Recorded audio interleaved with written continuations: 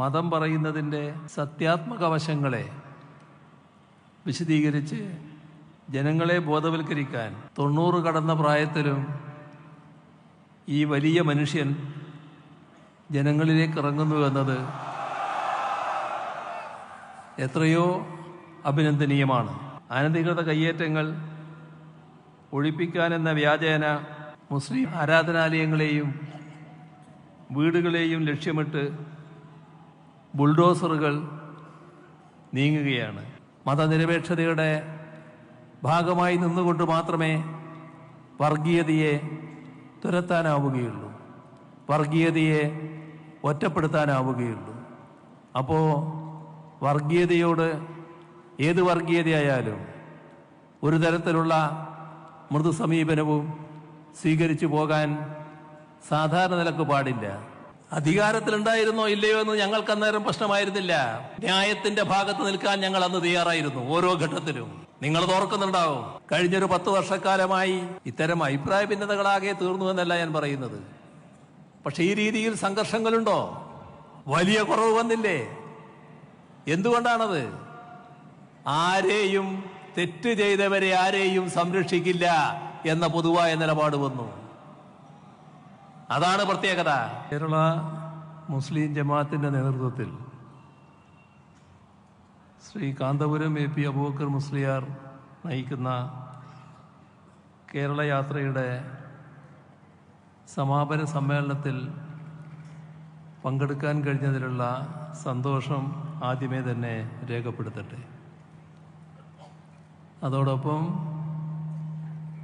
ഈ സമാപന സമ്മേളനത്തിൽ പങ്കെടുത്തിട്ടുള്ള എല്ലാവരെയും, വലിയ പങ്കാളിത്തമാണ്, എല്ലാവരെയും ഹാർദമായി അഭിവാദ്യം ചെയ്യുന്നു.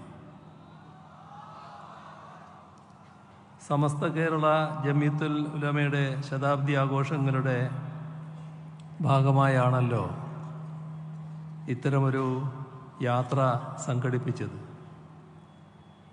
ഈ യാത്ര കേവലം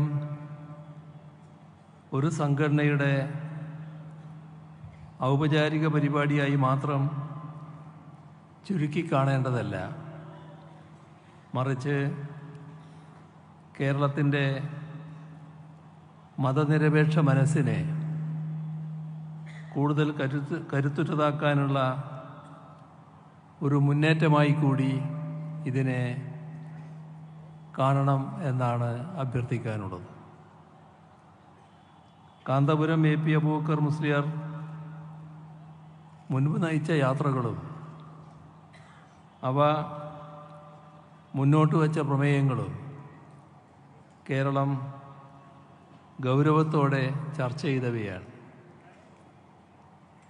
1999 മനുഷ്യ മനസ്സുകളെ കോർത്തിണക്കാൻ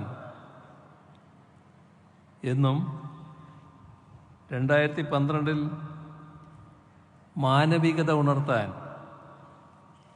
മാനവികത ഉണർത്തുന്നു എന്നുമുള്ള മുദ്രാവാക്യങ്ങളായിരുന്നു അദ്ദേഹം നേതൃത്വം നൽകിയ യാത്രകളുടെ ഭാഗമായി ഉയർത്തിയിരുന്നത്.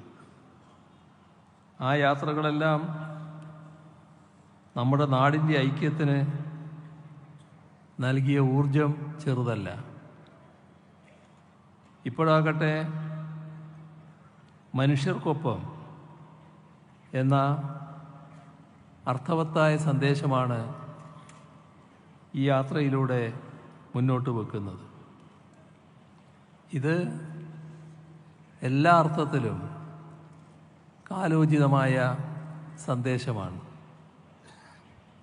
മനുഷ്യരെ മതത്തിൻ്റെയോ ജാതിയുടെയോ വംശത്തിൻ്റെയോ ഒക്കെ പേരിൽ വേർതിരിക്കാനും അകറ്റി നിർത്താനും ബോധപൂർവമായ ശ്രമങ്ങൾ നടക്കുന്ന കാലമാണല്ലോ ഇത്.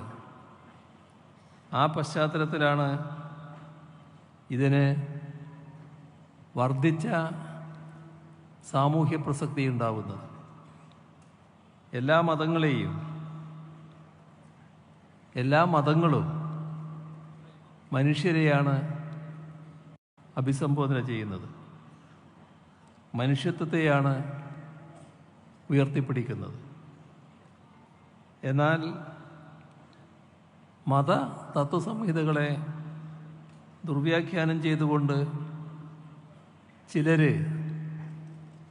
മതത്തെ തന്നെ മനുഷ്യത്വ വിരുദ്ധമാക്കാൻ ദുഷ്ടലാക്കോടെ ശ്രമിക്കുന്നു. ഇത്തരമൊരു ഘട്ടത്തിൽ മതം പറയുന്നതിൻ്റെ സത്യാത്മക വശങ്ങളെ വിശദീകരിച്ച് ജനങ്ങളെ ബോധവൽക്കരിക്കാൻ 90 കടന്ന പ്രായത്തിലും ഈ വലിയ മനുഷ്യൻ ജനങ്ങളിലേക്ക് ഇറങ്ങുന്നു എന്നത് എത്രയോ അഭിനന്ദനീയമാണ്. അദ്ദേഹം മതേതരത്വത്തിൻ്റെ കാവലാൾ ആവുകയാണ്. രാജ്യത്തിൻ്റെ മതേതരത്വവും ജനാധിപത്യ മൂല്യങ്ങളും മാത്രമല്ല, ഭരണഘടനാപരമായ അവകാശങ്ങൾ പോലും കനത്ത വെല്ലുവിളി നേരിടുകയാണ്.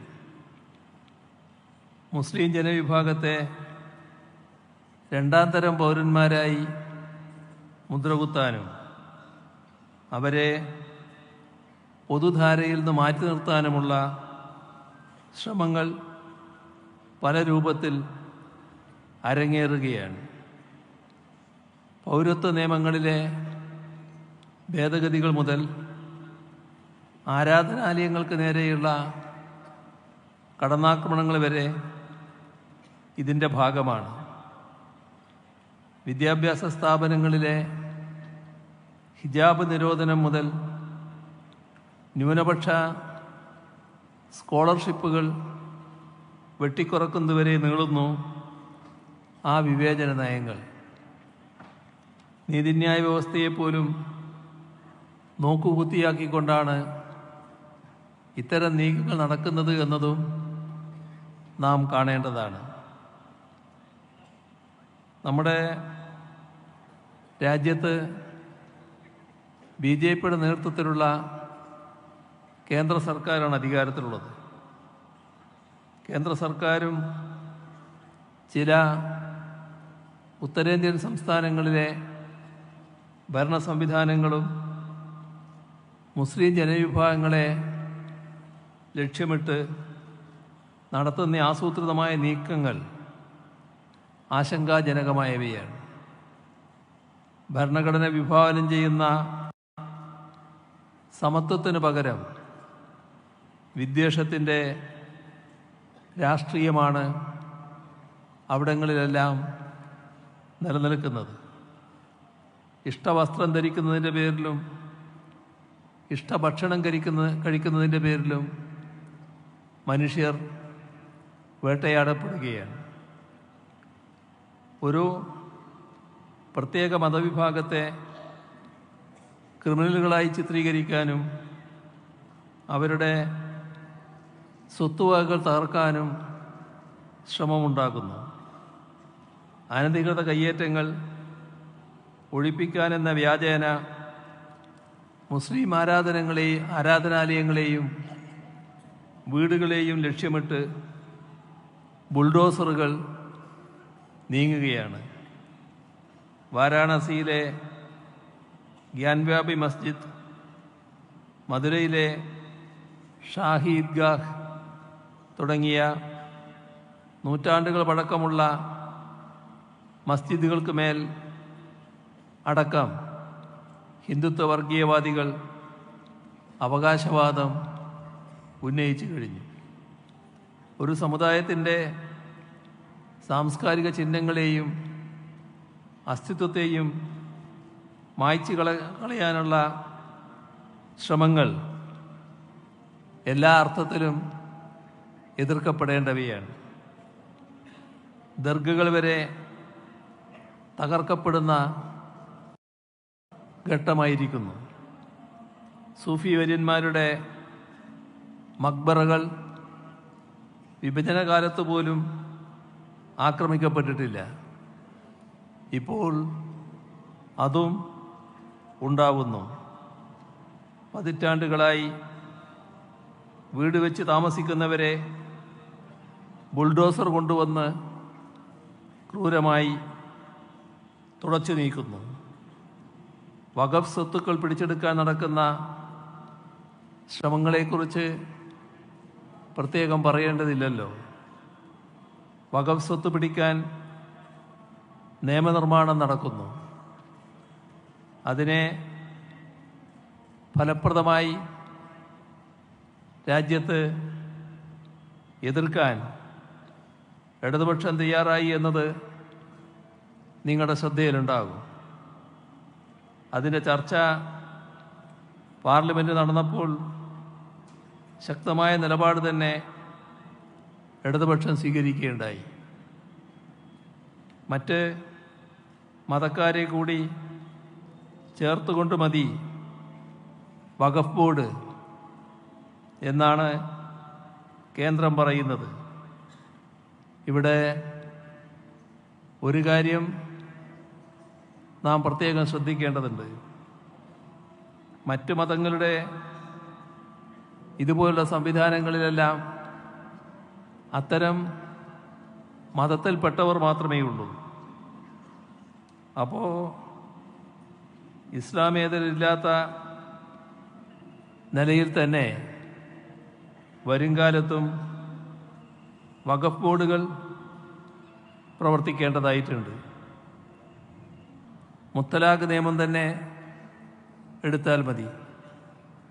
ഇതിൽ മുസ്ലിം വിഭാഗത്തിൽപ്പെട്ട ഒരു പുരുഷൻ വിവാഹബന്ധം വേർപെടുത്തിയാൽ സിവിൽ കേസിന് പുറമെ ക്രിമിനൽ കേസ്. എന്നാൽ മറ്റു വിഭാഗങ്ങൾക്കൊന്നും അതില്ല. ഇനി പൗരത്വ നിയമ ഭേദഗതിയുടെ കാര്യമെടുത്താലോ, മറ്റ് മതക്കാർ ഇങ്ങോട്ട് വന്നാൽ അവർക്ക് പൗരത്വം, എന്നാൽ മുസ്ലിം വിഭാഗങ്ങൾക്ക് പൗരത്വ നിഷേധം. ഇതിൽ പരം വിവേചനം വേറെ കാണാനാവൂ.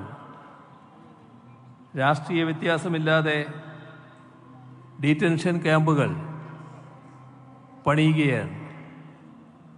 നമ്മുടെ പല ഉത്തരേന്ത്യൻ സംസ്ഥാനങ്ങളിലും അത്തരം ഡീറ്റൻഷൻ ക്യാമ്പുകൾ പണിയുന്നുണ്ട്. പക്ഷേ ഇവിടെ ഡീറ്റൻഷൻ ക്യാമ്പ് എന്നത് പൗരത്വ വിവേചനത്തിൻ്റെ ക്യാമ്പേ അല്ല. അത്തരത്തിലുള്ള ഒരു വിവേചനത്തിൻ്റെ ഡീറ്റൻഷൻ ക്യാമ്പും കേരളത്തിലുണ്ടാവില്ല എന്ന് നേരത്തെ തന്നെ വ്യക്തമാക്കി കഴിഞ്ഞതാണ്. നമ്മുടെ രാജ്യത്ത് കാശ്മീരിനുണ്ടായിരുന്ന പ്രത്യേക പദവി എടുത്തു കളഞ്ഞ് അതിനെ 2-3 ഖണ്ഡങ്ങളായി വിഭജിച്ചത് എന്ത് ലാക്കോടെയാണ് എന്ന് മതനിരപേക്ഷ ഇന്ത്യ കൃത്യമായി മനസ്സിലാക്കിയതാണ്. എന്തിനായിരുന്നു അത്? സംസ്ഥാനത്തിൻ്റെ അടിസ്ഥാന സ്വഭാവം തകർക്കാൻ തന്നെ. വിഭജനഘട്ടത്തിൽ ആകെ കലുഷവും അസ്വസ്ഥവുമായ അന്തരീക്ഷത്തിൽ ജനങ്ങളുടെ ആകെ മനസ്സ് സ്വാധീനത്തിലാക്കാൻ വിശാല മനസ്കതയോടെ കാശ്മീരിന് അനുവദിച്ച പ്രത്യേക പദവിയാണ് ഇല്ലാതാക്കിയത്. ആ ഘട്ടത്തിൽ ഇന്ത്യയോടൊപ്പം ഉറച്ചു നിൽക്കുന്ന സമീപനമാണ് കാശ്മീർ ജനത പ്രകടിപ്പിച്ചിരുന്നത് എന്നതും നാം പ്രത്യേകം ഓർക്കേണ്ട കാര്യമാണ്.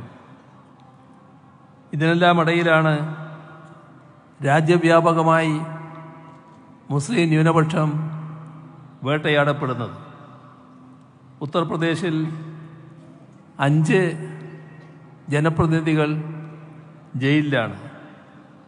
ഒരു മുസ്ലിം MLA ജയിലിൽ കിടന്ന് മരിച്ചു. ഒരു മുൻ MP പോലീസ് കസ്റ്റഡിയിലിരിക്കെ കൊല്ലപ്പെട്ടു. അപ്പോൾ പിന്നെ സാധാരണക്കാരുടെ കാര്യം പറയാനുണ്ടോ?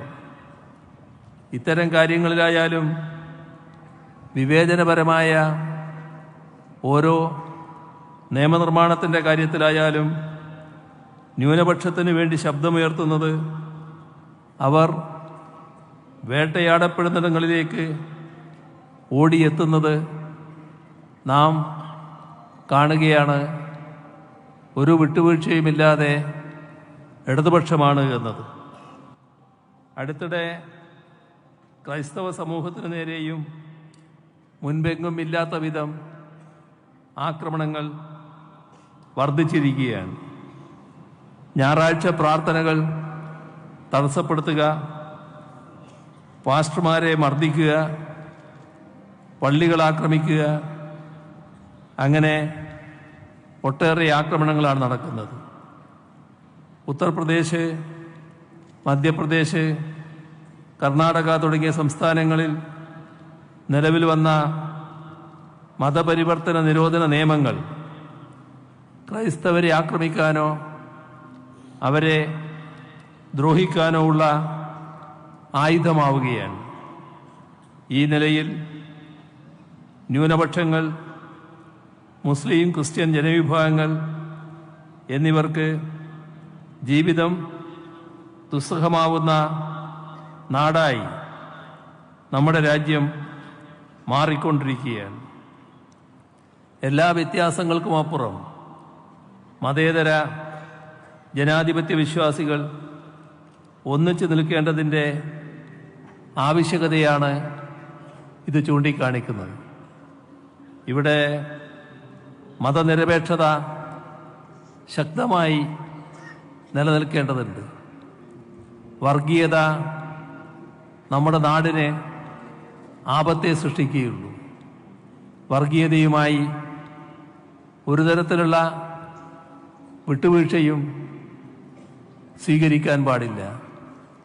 വിട്ടുവീഴ്ചയില്ലാതെ വർഗീയതയെ അകറ്റി നിർത്താൻ കഴിയണം. ഇവിടെ രാജ്യത്തുണ്ടായ ഒട്ടേറെ ദുരനുഭവങ്ങളുണ്ട്. ഇവിടെയും അത്തരത്തിലുള്ള ഒട്ടേറെ അനുഭവങ്ങൾ കാണാൻ കഴിയും. പക്ഷേ ഒരു വർഗീയതയെ നേരിടാൻ മറ്റൊരു വർഗീയത കൊണ്ട് കഴിയില്ല എന്നത് കൃത്യമായി നാം മനസ്സിലാക്കണം. വർഗീയതയെ നേരിടാൻ മറ്റൊരു വർഗീയത രൂപം കൊണ്ടാൽ അത് വർഗീയതയെ ശക്തിപ്പെടുത്തുക മാത്രമേ ചെയ്യൂ. ഇവിടെ ഭൂരിപക്ഷ വർഗീയത വലിയ തോതിൽ അഴിഞ്ഞാടുകയും ഒട്ടേറെ ക്രൂരകൃത്യങ്ങൾ ചെയ്യുകയും ചെയ്തിട്ടുണ്ട്. പക്ഷേ ആ വർഗീയതയെ ഞങ്ങൾ തന്നെ നേരിട്ട് കൊള്ളാം എന്ന് ഏതെങ്കിലും ന്യൂനപക്ഷ വിഭാഗത്തിലെ ഒരു കൂട്ടർ കണക്കാക്കി അങ്ങനെയൊരു ന്യൂനപക്ഷ വർഗീയതയ്ക്ക് രൂപം കൊടുത്താൽ അത് തീർത്തും ആത്മഹത്യാപരമായ സമീപനമായിരിക്കും. ഒരു വർഗീയതയെ മറ്റൊരു വർഗീയത കൊണ്ട് നേരിടാനാവില്ല. ഈ രണ്ട് വർഗീയതയും പരസ്പര പൂരകങ്ങളായി പ്രവർത്തിക്കുകയാണ് ചെയ്യുക. അപ്പോൾ വർഗീയതയെ എതിർക്കുന്നത് മതനിരപേക്ഷതയുടെ ഭാഗമായിട്ട് മാത്രമാണ്. നമ്മുടെ രാജ്യത്തിൻ്റെ മതനിരപേക്ഷ സമൂഹമാകെ വർഗീയത എതിർക്കാൻ തയ്യാറാവണം. നമ്മുടെ രാജ്യത്തായാലും കേരളത്തിലായാലും ഭൂരിപക്ഷ ന്യൂനപക്ഷ വ്യത്യാസമില്ലാതെ ഭൂരിപക്ഷത്തിലും ന്യൂനപക്ഷത്തിലും മഹാഭൂരിപക്ഷം മതനിരപേക്ഷ ചിന്താഗതിക്കാരാണ്. ആ മതനിരപേക്ഷത ശക്തിപ്പെടുത്തുകയാണ് വേണ്ടത്. മതനിരപേക്ഷതയുടെ ഭാഗമായി നിന്നുകൊണ്ട് മാത്രമേ വർഗീയതയെ തുരത്താനാവുകയുള്ളൂ, വർഗീയതയെ ഒറ്റപ്പെടുത്താനാവുകയുള്ളൂ. അപ്പോൾ വർഗീയതയോട്, ഏത് വർഗീയതയായാലും ഒരു തരത്തിലുള്ള മൃദു സമീപനവും സ്വീകരിച്ചു പോകാൻ സാധാരണ നിലക്ക് പാടില്ല. അത് മതനിരപേക്ഷതയ്ക്ക് ആപത്ത് മാത്രമേ ഉണ്ടാക്കൂ. അങ്ങനെ മൃദു സമീപനം സ്വീകരിച്ചാൽ അതിൻ്റെ അർത്ഥം വർഗീയതയെ പ്രോത്സാഹിപ്പിക്കുന്നുവെന്നതാണ്. ഇത് കൃത്യമായി തിരിച്ചറിഞ്ഞുള്ള സമീപനം പൊതുവെ നമുക്ക് സ്വീകരിക്കാൻ കഴിയേണ്ടതായിട്ടുണ്ട്. ഇങ്ങനൊരു കാലത്ത് നന്മ എന്നത് കേവലം ഒരു വാക്കായി അവശേഷിക്കാൻ പാടില്ല. അതൊരു ജീവിതാശയമായി തന്നെ മാറ്റാൻ നമുക്ക് കഴിയണം. പരസ്പരം കരുതലും സ്നേഹവും പങ്കുവെക്കുന്ന വിവേചനങ്ങളില്ലാത്ത ഒരു ലോകമാണ് വരും തലമുറക്കായി നാം കരുതി വെക്കേണ്ടത്. ഈ കാഴ്ചപ്പാടാണ് നമ്മുടെ സംസ്ഥാനം മുന്നോട്ട് വെക്കുന്നത്. ഇന്ത്യയുടെ നാനാഭാഗങ്ങളിൽ വർഗീയതയുടെ കനലെരിയുമ്പോഴും കേരളം ഒരു ശാന്തി തീരമായി നിലകൊള്ളുകയാണ്. നമ്മൾ പുലർത്തി വരുന്ന വിട്ടുവീഴ്ചയില്ലാത്ത മതനിരപേക്ഷ നിലപാടുകളാണ് ഇതിന് കാരണം. കേരളത്തിൽ വർഗീയ ശക്തികളില്ലാത്തതുകൊണ്ടല്ല, പക്ഷേ നാം ശാന്തമായ ജീവിതം നയിക്കാൻ കഴിയുന്നൊരു സമൂഹമായി നിലകൊള്ളുന്നു.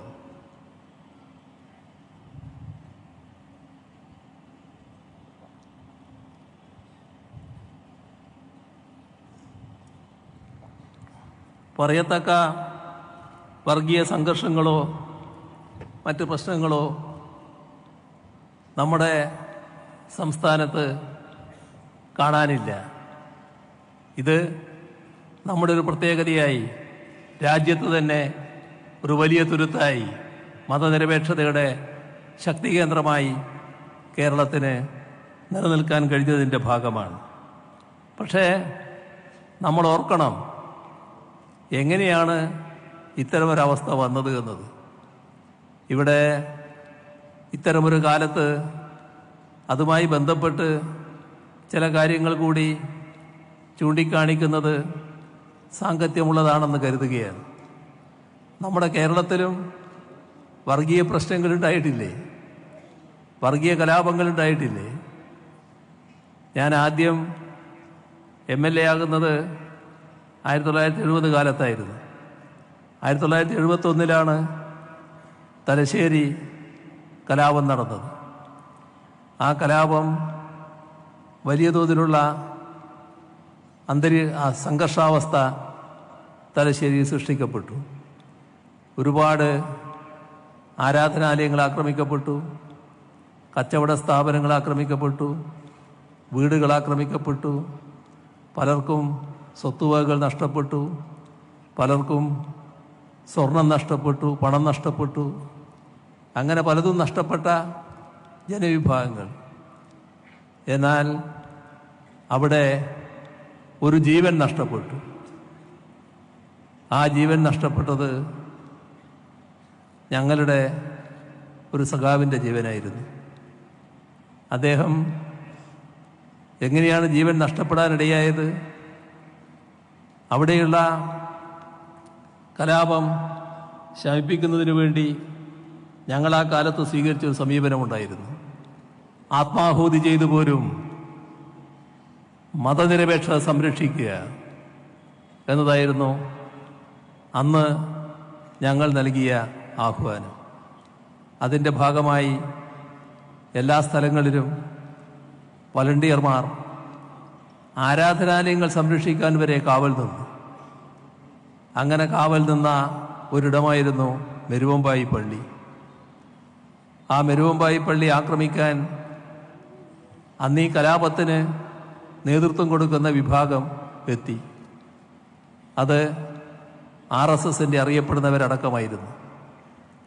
അപ്പോൾ അവിടെ നിൽക്കുന്ന വളണ്ടിയർമാരുടെ നേതാവ് UK കുഞ്ഞിരാമൻ, അദ്ദേഹം പറഞ്ഞു, നിങ്ങൾ തിരിച്ചു പോകണം, ഈ പള്ളി ആക്രമിക്കാൻ പറ്റില്ല, പക്ഷെ അവർക്ക് ആക്രമിച്ചേ പറ്റൂ. അപ്പോൾ ഇവർ പറഞ്ഞു, നിങ്ങൾക്ക് ആക്രമിക്കണമെങ്കിൽ ഞങ്ങളുടെ ശരീരത്തിലൂടെ വേണം അങ്ങോട്ട് കടക്കാൻ, ഇതിനിപ്പുറം കടക്കാൻ ഞങ്ങൾ സമ്മതിക്കില്ല. തൽക്കാലം അവർക്കതിന് കഴിയില്ല എന്ന് വന്നു. അവർ തിരിച്ചുപോയി. പക്ഷേ ആ അമർഷം, ആ പക അതവർ തീർത്തു. ഈ രാത്രി മുഴുവൻ കാവൽ നിന്ന് പിറ്റേ ദിവസം പുലർച്ചെ UK കുഞ്ഞിരാമൻ ഈ മെരുവമ്പായി പള്ളിയുടെ ഭാഗത്ത് നിന്ന് അദ്ദേഹത്തിൻ്റെ വീട് നിർവേലി ഭാഗത്താണ്, അങ്ങോട്ടേക്ക് പോവുകയാണ്. അപ്പോൾ അവിടെ ഒരു ഭാഗത്ത് കാവൽ നിന്ന് ഇവർ അദ്ദേഹത്തെ ആക്രമിച്ചു. അതിലാണ് അദ്ദേഹത്തിൻ്റെ ജീവൻ നഷ്ടപ്പെടുന്നത്. ഇതുപോലുള്ള ഒട്ടനേകം സംഭവങ്ങൾ ഇവിടെ ചാലയിൽ നമുക്കെല്ലാം അറിയാവുന്ന കാര്യമാണല്ലോ. ആ കലാപത്തിൽ ഒരാൾ കൊല്ലപ്പെട്ടു. പട്ടാളത്തിനെ ഇറക്കേണ്ടി വന്നു ആ കാലത്ത് ആ കലാപം ശമിപ്പിക്കാൻ. നിരവധി കടകൾ, സ്ഥാപനങ്ങൾ ഒക്കെയാണ് ആ കാലത്ത് തീവച്ച് നശിപ്പിച്ചത്. പോലീസിന് വെടിവെക്കേണ്ടിയും വന്നു. ഒരാൾ കൊല്ലപ്പെടുകയും ചെയ്തു ആ കലാപത്തിൽ. ഇതെല്ലാം നമ്മുടെ നാടിൻ്റെ ഭാഗമായി ഉള്ള കാര്യങ്ങളാണ്. അതേപോലെ തന്നെ പള്ളിത്തോട്ടത്തിൽ അവിടെ വീടുകളും മത്സ്യബന്ധന ഉപകരണങ്ങളുമെല്ലാം വലിയ തോതിൽ നശിപ്പിക്കുന്ന അവസ്ഥയുണ്ടായി. പോലീസിന് വെടിവെക്കേണ്ടി വന്നു. ഒരു മരണവും അവിടെ സംഭവിച്ചു. ഏറ്റവും വലിയ തോതിലുള്ള ഒരു കലാപമാണ് മട്ടാഞ്ചേരിയിൽ ഒരു കാലത്ത് നടന്നത്. അവിടെ പോലീസിന് വെടിവെക്കേണ്ടി വന്നു. കച്ചവട സ്ഥാപനങ്ങൾ കൊള്ളയടിക്കുന്ന അവസ്ഥയുണ്ടായി. ഒരാൾ കൊല്ലപ്പെടുന്ന നിലയും വന്നു. ഒട്ടനേകം പേർക്ക് പരിക്കേൽക്കുന്ന നിലയുണ്ടായി. പാലക്കാട് കലാപമുണ്ടായപ്പോൾ നിരവധി വീടുകളും വ്യാപാര സ്ഥാപനങ്ങളുമാണ് നശിപ്പിക്കപ്പെട്ടത്. പോലീസ് വെടിവെപ്പുണ്ടായി. പലരുടെയും ഓർമ്മയിൽ ഇപ്പോഴും സിറാജുന്നീസ ഉണ്ടാവും. വീട്ടുമുറ്റത്ത് കളിച്ചുകൊണ്ടിരിക്കുന്ന 11 വയസ്സുള്ള കുട്ടി അന്ന് വെടിയേറ്റ് മരണപ്പെട്ടു. ആ കലാപത്തിൽ നിരവധി പേർക്ക് പരിക്കേറ്റു. ഇവിടെ പൂന്തുറയിൽ വലിയ കലാപമുണ്ടായത് ആളുകൾ മറന്നിട്ടുണ്ടാവില്ല. 6 പേരായിരുന്നു ആ കലാപത്തിൽ കൊല്ലപ്പെട്ടത്. നിരവധി വീടുകളും കടകളും നശിപ്പിക്കുന്ന അവസ്ഥയുണ്ടായി. മട്ടാഞ്ചേരിയിൽ 3 പേര് കൊല ചെയ്യപ്പെട്ട ഒരു കലാപം വീണ്ടുമുണ്ടായി. പോലീസ് ജീപ്പ്, ഓട്ടോറിക്ഷ ഇവയെല്ലാം തീക്കൊടുക്കുന്ന അവസ്ഥയും വന്നു. അവിടെയും പോലീസ് വെടിവെക്കേണ്ടി വന്നു. കാസർഗോഡ് ബേക്കൽ, കാസർഗോഡ് മഞ്ചേശ്വരം എന്നീ സ്ഥലങ്ങളിൽ 8 ദിവസം നീണ്ട വർഗീയ സംഘർഷം, അതിൽ 7 വലിയ സംഘർഷങ്ങൾ, അതിൻ്റെ ഭാഗമായി 7 പേർ കൊല്ലപ്പെടുന്ന അവസ്ഥ. ഇതിനു പുറമെ പോലീസ് വെടിവെപ്പ്, ഒരാൾ അതിലും കൊല്ലപ്പെടുന്ന അവസ്ഥ. ഇതെല്ലാം നമ്മുടെ നാട്ടിൽ വിവിധ ഘട്ടങ്ങളിൽ നടന്ന കാര്യങ്ങളാണ്. അത് കഴിഞ്ഞതിൻ്റെ തൊട്ട് പിറ്റത്തെ വർഷം വീണ്ടും കാസർഗോഡിൽ സംഘർഷം, കലാപം, 4 പേർ കൊല്ലപ്പെടുന്നു. നിരവധി വാഹനങ്ങൾ, വീടുകൾ, ഷോപ്പുകൾ എല്ലാം നശിപ്പിക്കുന്നു. ഇതിനെല്ലാം ശേഷമാണ് മാറാടെ 1-ാം കലാപം നടക്കുന്നത്. മാറാട് 1ഉം 2ഉം കലാപങ്ങളുണ്ടായി. ആ 1-ാം കലാപത്തിൽ 5 പേർ കൊല്ലപ്പെട്ടു. വലിയ തോതിലുള്ള നാശനഷ്ടങ്ങൾ അതിൻ്റെ ഭാഗമായി ഉണ്ടായി. അടുത്ത വർഷം, പിന്നീടൊരു 2 വർഷം പിന്നിടുമ്പോഴാണ് മാറാട് 2-ാം കലാപം. ആ 2-ാം കലാപത്തിൽ 9 പേർ കൊല്ലപ്പെട്ടു. മാരകമായ പരിക്ക് 21 പേർക്കുണ്ടായി. അനേകം പേർക്ക് പരിക്ക്. അവിടെ വീടുകൾ വലിയ തോതിൽ ആക്രമിക്കപ്പെട്ടു. 12 ഫൈബർ വള്ളങ്ങളും ഒരു ബോട്ടും തീവച്ച് നശിപ്പിക്കുന്ന അവസ്ഥയുണ്ടായി. എല്ലാം നമ്മുടെ കേരളത്തിൽ തന്നെ സംഭവിച്ചതായിരുന്നു. ഇവിടെ പൂവാറ് സംഘർഷമുണ്ടായപ്പോൾ നിരവധി പേർക്ക് പരിക്ക്, ഒട്ടേറെ വീടുകൾ തീവച്ച് നശിപ്പിക്കുന്ന അവസ്ഥ. കാസർഗോഡ് വീണ്ടും സംഘർഷം, 4 പേർ കലാപത്തിൽ കൊല്ലപ്പെട്ടു. നിരവധി കടകളും വീടുകളും നശിപ്പിക്കുന്ന അവസ്ഥയുണ്ടായി. നമുക്കറിയാം, വലിയ തുറയിലുണ്ടായിരുന്ന വലിയ സംഘർഷം, വലിയ തുറയില്ല, ചെറിയ തുറ, വലിയ സംഘർഷം. അവിടെ 6 പേരാണ് കൊല്ലപ്പെട്ടത്. പലതരത്തിലുള്ള സംഘർഷങ്ങളാണ് ഉയർന്നു വന്നത്. പോലീസ് വെടിവെപ്പ് വലിയ തോതിൽ അവിടെ നടക്കുകയുണ്ടായി. നിരവധി കടകൾ, വാഹനങ്ങൾ എല്ലാം നശിപ്പിക്കപ്പെട്ടു. വീണ്ടും കുറച്ച് വർഷം കഴിഞ്ഞപ്പോൾ കാസർഗോഡ് വീണ്ടും കലാപം, 2 പേർ കൊല്ലപ്പെട്ടു. നിരവധി വീടുകൾ, കടകൾ, വാഹനങ്ങൾ എല്ലാം നശിപ്പിച്ചു. നമ്മുടെ ഇവിടെ തന്നെ പൂന്തുറയിൽ ഇടയാറ്, അവിടെ സംഘർഷമുണ്ടായി, പലർക്കും പരിക്കേൽക്കുന്ന നിര വന്നു. നിരവധി വീടുകളും മറ്റും ആക്രമിക്കപ്പെടുന്ന അവസ്ഥയുണ്ടായി. ഇതെല്ലാം നമ്മുടെ കേരളത്തിൽ സംഭവിച്ച കാര്യങ്ങളാണ്. ഞാനിതെല്ലാം പറഞ്ഞത്, കേരളം എന്നത് ഒരു വർഗീയ സംഘർഷം ഒരു കാലത്തും ഇല്ലാതിരുന്നൊരു നാടല്ല. വിവിധ ഘട്ടങ്ങളിൽ വർഗീയ സംഘർഷം ഉണ്ടായിട്ടുണ്ട്. ആ നാട്ടിൽ ഇപ്പോൾ വർഗീയ സംഘർഷം തീർത്തും മാറ്റി നിർത്താൻ നമുക്ക് കഴിഞ്ഞിട്ടുണ്ട്. എന്തുകൊണ്ട്? അതിന് നാം ഉത്തരം കാണേണ്ടത് തന്നെയാണ്. നമ്മൾ ചോദിക്കേണ്ട ചോദ്യം തന്നെയാണത്. നേരത്തെ വർഗീയ സംഘർഷങ്ങളും കലാപങ്ങളും അതിൻ്റെ ഭാഗമായി ജീവനാശവും ഒരുപാട് പേർക്ക് വലിയ തോതിലുള്ള നഷ്ടങ്ങളും സംഭവിച്ച ഒരു പ്രദേശമാണെങ്കിലും അവിടങ്ങളിൽ എല്ലാം ശാന്തത നിലനിൽക്കുന്നു, ശാന്തിയും സമാധാനവും നിലനിൽക്കുന്നു. എന്തുകൊണ്ടാണത്? വർഗീയതയോട് വിട്ടുവീഴ്ചയില്ലാത്ത സമീപനം സ്വീകരിക്കണം. ഒരു വർഗീയതയെയും പ്രീണിപ്പിക്കുന്ന നിലപാട് സ്വീകരിക്കരുത്. എല്ലാ വർഗീയതയോടും കർക്കശമായ നിലപാട് സ്വീകരിക്കണം. വർഗീയ പ്രശ്നങ്ങളുടെ ഭാഗമായി എന്തെങ്കിലും തരത്തിലുള്ള നീക്കങ്ങളുണ്ടായാൽ അവിടെ കർക്കശമായ ഇടപെടലുണ്ടാവണം. അങ്ങനെ മാത്രമേ വർഗീയത ശമിപ്പിക്കാൻ പറ്റൂ, വർഗീയ സംഘർഷങ്ങൾ ഒഴിവാക്കാൻ പറ്റൂ. ഏതെങ്കിലും ഒന്നിനോട് ചെറിയ തോതിൽ ചാരി നിന്നു എന്ന് വന്നാൽ അത് വർഗീയ സംഘർഷം ഒഴിവാക്കുന്നതിന് വഴിവെക്കില്ല, കൂടുതൽ സംഘർഷങ്ങളിലേക്ക് നീങ്ങുകയാണ് ചെയ്യുക.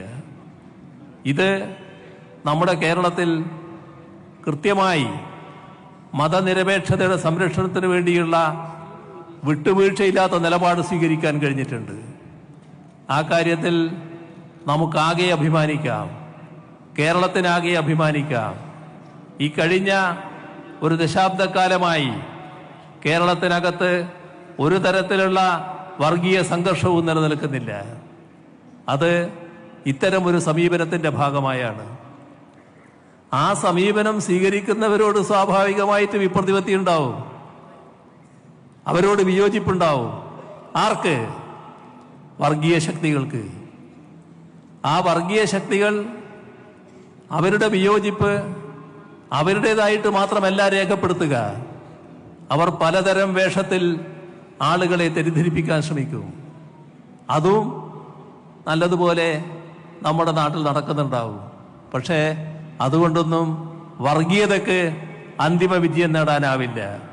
എപ്പോഴും മതനിരപേക്ഷതയ്ക്ക് തന്നെയാണ് കൂടുതൽ കരുത്ത് നേടാനാവുക എന്നത് നാം കാണേണ്ടതായിട്ടുണ്ട്. നാം കാണേണ്ട ഒരു കാര്യം, നമ്മുടെ രാജ്യത്തിൻ്റെ മറ്റു ഭാഗങ്ങളിൽ ന്യൂനപക്ഷങ്ങൾ ഭയാശങ്കയോടെയാണ് കഴിയുന്നത്. എന്നാൽ കേരളത്തിൽ അന്തസ്സോടെ സുരക്ഷിതമായി ജീവിക്കാനുള്ള സാഹചര്യം നമ്മുടെ സംസ്ഥാനം ഉറപ്പാക്കിയിട്ടുണ്ട്. ന്യൂനപക്ഷമായി പോയി എന്നതുകൊണ്ട് മാത്രം ആശങ്കപ്പെടേണ്ടതില്ല. മറ്റ് സംസ്ഥാനങ്ങളിൽ ഉണ്ടാകുന്നത് പോലുള്ള ഒന്നിൻ്റെ പേരിലും വേവലാതിപ്പെടേണ്ട കാര്യമില്ല. വിവേചനത്തിൻ്റെയോ വിദ്വേഷത്തിൻ്റെയോ രാഷ്ട്രീയത്തിന് കേരളത്തിൻ്റെ മണ്ണിൽ ഇടമുണ്ടാകില്ല എന്ന ഉറച്ച നിലപാടാണ് നാം ഇവിടെ സ്വീകരിക്കുന്നത്. അതിൻ്റേതായ പ്രത്യേകതകൾ കാണാൻ നമുക്ക് സാധിക്കും. ഇവിടെ നാം ഓർക്കേണ്ട ഒരു കാര്യമുണ്ട്. ഒരുപാട് പ്രശ്നങ്ങൾ വിവിധ തരത്തിൽ നമ്മുടെ കേരളത്തിലുണ്ടായിട്ടുണ്ടല്ലോ. അത്തരം പ്രശ്നങ്ങളിലും വലിയ തോതിൽ കുറവ് വരുന്നില്ലേ? ഇവിടെ ചില കാലങ്ങളിൽ ചില അധികാര കേന്ദ്രങ്ങളുടെ പിന്തുണയുണ്ട് എന്ന ധാരണയിൽ നടന്നിട്ടുള്ള ആക്രമണങ്ങളില്ലേ? അതിൻ്റെ ഭാഗമായി ചില പ്രത്യേക വിഭാഗങ്ങൾ ആക്രമിക്കപ്പെട്ടിട്ടില്ലേ? വർഗീയതയുടെ പേരിലല്ല, സംഘടനാപരമായ ഭിന്നതയുടെ പേരിൽ, ആശയപരമായ ഭിന്നതയുടെ പേരിൽ. അത് ഒരേ മതവിശ്വാസികളാകാം. അങ്ങനെയുള്ള ആക്രമണങ്ങൾ ഉണ്ടായിട്ടില്ലേ? നിങ്ങൾക്ക് അങ്ങനെയുള്ള ഒട്ടേറെ അനുഭവങ്ങളില്ലേ? അത്തരം തർക്കങ്ങളുടെ, അത്തരത്തിലുള്ള സംഘർഷങ്ങളുടെ ഭാഗമായി ജീവൻ നഷ്ടപ്പെട്ട അനുഭവങ്ങളില്ലേ? താനൂരിലുണ്ടായിട്ടില്ലേ? പാണ്ടിക്കാട് ആമക്കാരുണ്ടായിട്ടില്ലേ? മഞ്ചേരി എളങ്കൂറിലുണ്ടായിട്ടില്ലേ? കേരളത്തെ ആകെ വല്ലാതെ വേദനിപ്പിച്ച ഒരു സംഭവമായിരുന്നല്ലോ മണ്ണാർക്കാട് സഹോദരങ്ങൾ ആക്രമിക്കപ്പെടുകയും അതിൽ 2 പേർ കൊല ചെയ്യപ്പെടുകയും ചെയ്ത സംഭവം. എത്ര എത്ര എത്ര സംഭവങ്ങൾ, ഏതെല്ലാം തരത്തിലുള്ള സംഘർഷങ്ങൾ. അധികാരത്തിലുണ്ടായിരുന്നോ ഇല്ലയോ എന്ന് ഞങ്ങൾക്ക് അന്നേരം പ്രശ്നമായിരുന്നില്ല. ന്യായത്തിന്റെ ഭാഗത്ത് നിൽക്കാൻ ഞങ്ങൾ അന്ന് തയ്യാറായിരുന്നു ഓരോ ഘട്ടത്തിലും. നിങ്ങളത് ഓർക്കുന്നുണ്ടാവും. എന്നാൽ കഴിഞ്ഞൊരു 10 വർഷക്കാലമായി ഇത്തരം അഭിപ്രായ ഭിന്നതകളാകെ തീർന്നു എന്നല്ല ഞാൻ പറയുന്നത്. പക്ഷെ ഈ രീതിയിൽ സംഘർഷങ്ങളുണ്ടോ? വലിയ കുറവ് വന്നില്ലേ? എന്തുകൊണ്ടാണത്? ആരെയും, തെറ്റ് ചെയ്തവരെ ആരെയും സംരക്ഷിക്കില്ല എന്ന പൊതുവായ നിലപാട് വന്നു. അതാണ് പ്രത്യേകത. എന്തും ചെയ്യാം, ഞങ്ങൾ സംരക്ഷിക്കപ്പെടും എന്ന ബോധം ഇന്ന് ആർക്കും വെച്ചിരിക്കാൻ കഴിയില്ല. കാര്യങ്ങൾ കൃത്യതയോടെ നിർവഹിക്കപ്പെടും. പോലീസ് നടപടികൾ വരുമ്പോൾ നിഷ്പക്ഷമായി തന്നെ കാര്യങ്ങൾ നിർവഹിക്കുമെന്നത് ഉറപ്പുണ്ടാക്കുന്നു. സ്വാഭാവികമായി അതിൻ്റെ ഭാഗമായി തന്നെ വലിയ തോതിലുള്ള ഇത്തരം സംഘർഷങ്ങൾ, ആക്രമണങ്ങൾ കുറഞ്ഞിരിക്കുന്നു. കൊലപാതകം എന്നത് തീരെ എടുത്തുപോയിരിക്കുന്നു. ഇതല്ലേ വസ്തുത? ഇതെല്ലാം നാടിന്റെ അനുഭവ സാക്ഷ്യമല്ലേ? അത് എന്തുകൊണ്ട് സംഭവിച്ചു എന്നത് നാം നമ്മോട് തന്നെ ചോദിച്ചുകൊണ്ടേയിരിക്കണം. കാരണം ഈ കാലത്ത് അത്തരം കാര്യങ്ങളെല്ലാം മറച്ചുവെച്ച് മറ്റേതെങ്കിലും തരത്തിലുള്ള ഒരു പ്രതീതി സൃഷ്ടിക്കാനാകുമോ എന്ന് ചില നിഗൂഢ ശക്തികൾ ശ്രമിച്ചുകൊണ്ടിരിക്കുന്ന ഘട്ടമാണ്. ന്യൂനപക്ഷ സംരക്ഷണത്തിന്റെ കാര്യമായാലും ന്യൂനപക്ഷത്തിന്റെ വിദ്യാഭ്യാസ, സാമൂഹിക പുരോഗതിയുടെ കാര്യത്തിലായാലും വ്യക്തമായ ബദൽ കാഴ്ചപ്പാട് മുന്നോട്ട് വെച്ചുകൊണ്ടാണ് നാം നീങ്ങുന്നത്, നമ്മുടെ സംസ്ഥാനം നീങ്ങുന്നത്. ഒരു കാര്യം വ്യക്തമാണ്, ഭൂരിപക്ഷ വർഗീയതയായാലും ന്യൂനപക്ഷ വർഗീയതയായാലും അതിനോടൊന്നും സന്ധിയില്ല. തീവ്രവാദത്തെയും ഭീകരവാദത്തെയും പൂർണ്ണമായി തള്ളിപ്പറഞ്ഞുകൊണ്ടാണ് കേരളം മുന്നോട്ടു പോകുന്നത്. മുസ്ലിം ജമാഅത്തിനെ പോലുള്ള സംഘടനകൾ ഇക്കാര്യത്തിൽ പുലർത്തുന്ന ജാഗ്രത പ്രശംസനീയമാണ്.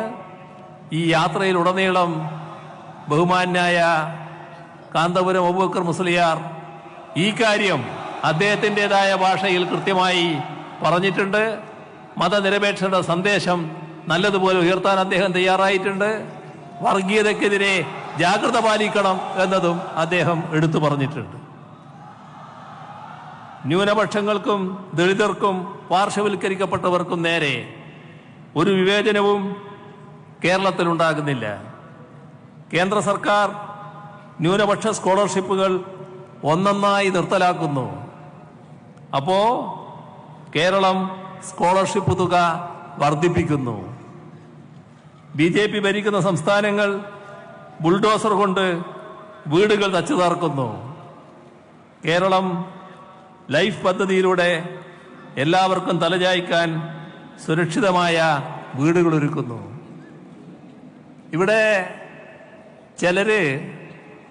ചിലരുടെ വികാരം ഉണർത്താൻ ഉയർത്തുന്ന ചില വാദഗതികളുണ്ട്. ഞാനതിൻ്റെ മറ്റ് വിശദാംശങ്ങളിലേക്ക് ഇപ്പോൾ പോകുന്നില്ല. പക്ഷേ ചില കാര്യങ്ങൾ പ്രചരിപ്പിക്കുന്നതിന് വേണ്ടി പറയുന്ന ഒരു കാര്യം അധികാര കേന്ദ്രവുമായി ബന്ധപ്പെട്ടാണ്. അപ്പോൾ അധികാര കേന്ദ്രത്തിൽ ചിലരുണ്ടായാൽ മാത്രമേ ചില വിഭാഗങ്ങൾക്ക് ആവശ്യമായ സംരക്ഷണം കിട്ടൂ എന്ന് പറയുന്നുണ്ട്. ഇപ്പോൾ ലൈഫ് വീട് അടുത്ത മാസത്തോടെ 5 ലക്ഷം വീടാണ് പൂർത്തിയാകാൻ പോകുന്നത്. ആ 5 ലക്ഷം വീട് കേരളത്തിലെ പാവപ്പെട്ട ജനങ്ങൾക്കാണ് ലഭിക്കുന്നത്. ആ പാവപ്പെട്ട ജനങ്ങളിൽ എല്ലാവരുമുണ്ട്. ഹിന്ദു ഉണ്ട്, മുസ്ലിം ഉണ്ട്, ക്രിസ്ത്യാനി ഉണ്ട്, ഏതെല്ലാം വിഭാഗമുണ്ട് ആ വിഭാഗമൊക്കെ ഉണ്ട്. എല്ലാ മതസ്ഥരുമുണ്ട്, എല്ലാ ജാതിക്കാരും ഉണ്ട്. 5 ലക്ഷം വീട് കൊടുക്കുന്നു എന്ന് പറയുമ്പോൾ ഒരു 1.25 ലക്ഷത്തിലധികം വീടുകൾ സ്വാഭാവികമായും ജനസംഖ്യാനുപാതികമായി മുസ്ലിം ജനവിഭാഗങ്ങൾക്കും പോകും. പാവപ്പെട്ട മുസ്ലിമിന് ലഭിക്കും. ഇതല്ലേ നമ്മുടെ നാട്ടിൽ കാണാൻ കഴിയുക? 60 ലക്ഷം ആളുകൾക്ക് 2000 രൂപ പെൻഷൻ കിട്ടുന്നു. 60 ലക്ഷം പേർക്ക് പെൻഷൻ കിട്ടുന്നു എന്ന് പറയുമ്പോൾ അതേതെങ്കിലും ഒരു വിഭാഗത്തിന് മാത്രമാണോ? എല്ലാ വിഭാഗത്തിനുമല്ലേ? ജനസംഖ്യാനുപാതികമായി എത്ര കുറഞ്ഞാലും 15 ലക്ഷത്തിൽ കൂടുതൽ നമ്മുടെ മുസ്ലിം ജനവിഭാഗത്തിനും കിട്ടുന്നുണ്ടാവില്ലേ? ഇതല്ലേ എല്ലാ കാര്യത്തിനും കാണാൻ കഴിയുക. ഇപ്പോ മറ്റ് എല്ലാ കാര്യങ്ങളിലേക്കും ഞാൻ അങ്ങനെ കണക്കായിട്ട് പോകുന്നില്ല. പക്ഷെ ഇത് മറച്ചു വെക്കാൻ നോക്കുകയാണ്. അപ്പോൾ തെറ്റായ ചിത്രീകരണങ്ങൾ, തെറ്റായ പ്രചരണങ്ങൾ എങ്ങനെയെല്ലാം അഴിച്ചുവിടുന്നു എന്നുള്ളത് കൃത്യമായി മനസ്സിലാക്കാനും ബാങ്ക് നിർത്ത ബാങ്ക് കഴിഞ്ഞിട്ട് സംസാരിക്കാം. മുസ്ലിം ജനവിഭാഗങ്ങളുടെ സാമൂഹിക പിന്നോക്കാവസ്ഥ പരിഹരിക്കുന്നതിന് വേണ്ടിയാണ് നേരത്തെ രാജ്യത്ത് സച്ചാർ കമ്മിറ്റിയെ നിയോഗിച്ചത്. ആ സച്ചാർ കമ്മിറ്റിയുടെ റിപ്പോർട്ടിൻ്റെ അടിസ്ഥാനത്തിൽ പദ്ധതികൾ കൃത്യമായി ആവിഷ്കരിക്കാൻ കഴിഞ്ഞത് നമ്മുടെ നാടിൻ്റെ ഒരു പ്രത്യേകതയാണ്. സച്ചാർ കമ്മിറ്റി ശുപാർശയുമായി ബന്ധപ്പെട്ട് സംസ്ഥാന സർക്കാരിനെതിരെ ഒരു അനാവശ്യ പ്രചരണം നടക്കുന്നത് കൂടി പരാമർശിക്കേണ്ടതായിട്ടുണ്ട്. അത് സ്കോളർഷിപ്പ് അനുപാതം 80:20 എന്നതിൽ നിന്നും 58:42 കുറച്ചത് LDF സർക്കാരാണ് എന്നതാണ് ആ ആരോപണം. പക്ഷേ വസ്തുത എന്താണ്? കഴിഞ്ഞ 8 വർഷക്കാലവും കേരളത്തിൽ 80:20 എന്ന അനുപാതത്തിൽ തന്നെയാണ് കാര്യങ്ങൾ നടന്നത്. എന്നാൽ 2 വർഷം മുൻപ് ഹൈക്കോടതിയിൽ ഇത് സംബന്ധമായൊരു കേസുണ്ടായി. തുടർന്ന് ഹൈക്കോടതിയാണ് മുസ്ലിം ക്രൈസ്തവ ജനസംഖ്യക്കാനുപാതികമായി സ്കോളർഷിപ്പ് 58:42 എന്ന തോതിൽ നടപ്പാക്കണമെന്ന് ഉത്തരവിട്ടത്. ഇപ്പോൾ കോടതി ഉത്തരവ് അനുസരിക്കാൻ സർക്കാർ ബാധ്യസ്ഥമാണ്. മറ്റു വഴികൾ സർക്കാരിന് മുന്നിലില്ല. എന്നാൽ ശ്രദ്ധിക്കേണ്ട ഒരു കാര്യം, ആ വിധി നടപ്പാക്കി. പക്ഷെ അതോടൊപ്പം തന്നെ ആ ഹൈക്കോടതി വിധിക്കെതിരെ അപ്പീലും പോയി. ആ അപ്പീൽ സുപ്രീം കോടതിയിൽ ഫയൽ ചെയ്തിരിക്കുകയാണ്. ആ കേസ് ഇപ്പോൾ സുപ്രീം കോടതിയുടെ പരിഗണനയിലുമാണ്. അതുകൊണ്ട് അതിൻ്റെ മറ്റ് വിശദാംശങ്ങളിലേക്ക് കടക്കുന്നില്ല.